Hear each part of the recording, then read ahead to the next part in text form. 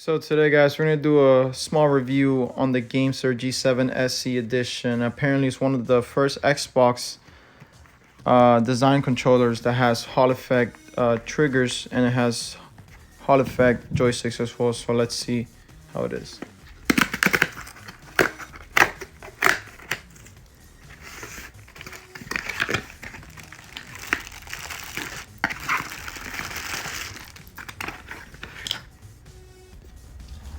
So, tell you guys how the controller feels in my hand. I mean, honestly, it feels great because I used to have, before this one, my previous controller was the Power A.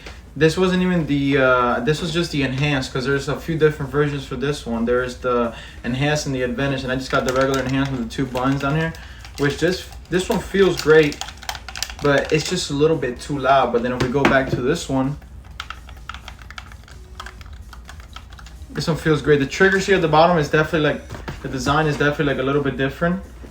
You put them both next to each other, but besides that, I mean, this one just feels right. It just feels right compared to cheaper controller. I actually got this controller on Best Buy for $16, and this one I ended up getting for about 50 bucks on Amazon. There's also a few things that came here in the box, and then some stickers, notes, or whatever. Here's the full-on box with everything on, if you guys want to just look at it. I mean, the controller overall feels great. I mean, it looks great, and it's also USB-C. It's not like the older Xbox ones. The paddles feel great, and then also here at the bottom, if you guys look up close, we have these trigger stops, which is kind of unfortunate because in a $50 controller, I would kind of expect it to have trigger stoppers. But fortunately, when we go on the app itself, the GameSir app, you actually have hair triggers to make it a little bit more sensitive. So it doesn't, unfortunately, have the trigger stoppers. But besides that, it's a great controller. Here's the cable. I mean, I'm not complaining. It looks nice. It's actually a GameSir cable. You guys can see it right there.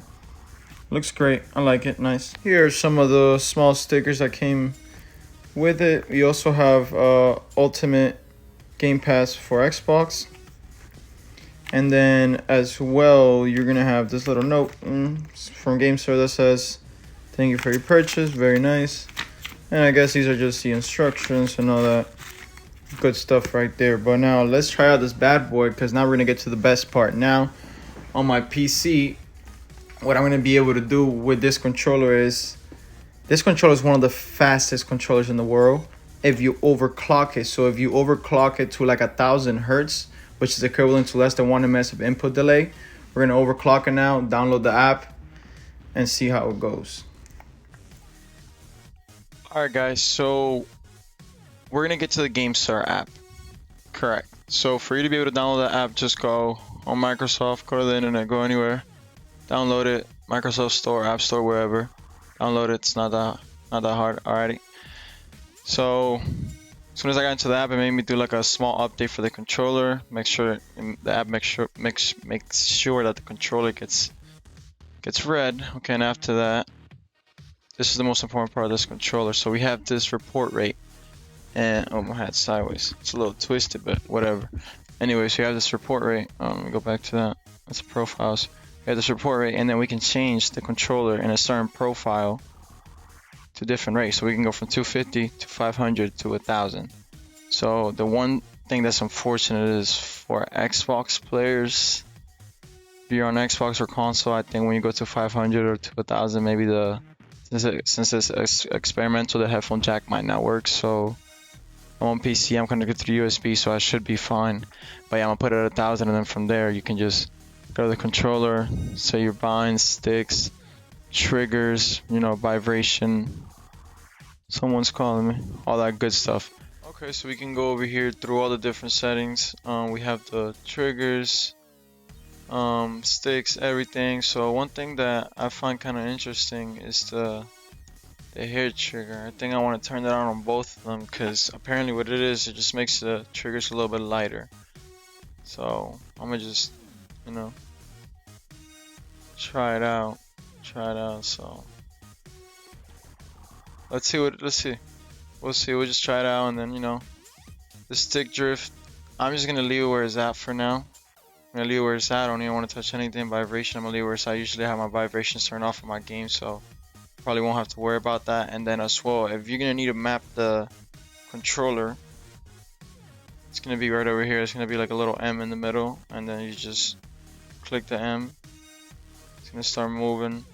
You're gonna pick the button that you want. So I want A, and then I press, and I lock it in for the last button. So yeah, that's all it is. Press the bottom button after you press A, and it should be fine. But yeah, this is pretty much it. And when you go back over here on the rate, you can have different ones. If you want to have different profiles, you can set up the whichever one you want to use. You can have 250 for this one and 500 for another one, because maybe it might work on 500 or whatever. But besides that, I mean, it's honestly a great controller. It feels great. One thing that's very unfortunate about it, I have my control freaks. Bought a control freaks a couple days ago, and unfortunately they don't fit in this controller. They do actually fit on the PowerA series. They fit on the Fusion, they fit on the Enhanced, and on the Advantage. So PowerA is also a very good option if you don't have the $50 just spend on this controller. I really enjoyed the PowerA controller. I've been using it, and this one also has a standard 250 Hz. You cannot overclock this controller, but it can go up to 250 Hz, which is very good. So highly recommend this controller, and it has a lot of different choices for this one too. You can get it purple, lights, or whatever. And yeah, besides that, this is one good thing about this controller too. You can go up to 1,000, and I think it can also run below 1 ms. So guys, I just got done doing like about 30 minutes of gaming with it, and it felt great. I'm not gonna judge. It definitely felt great, and honestly it was very snappy. I put the hair triggers on.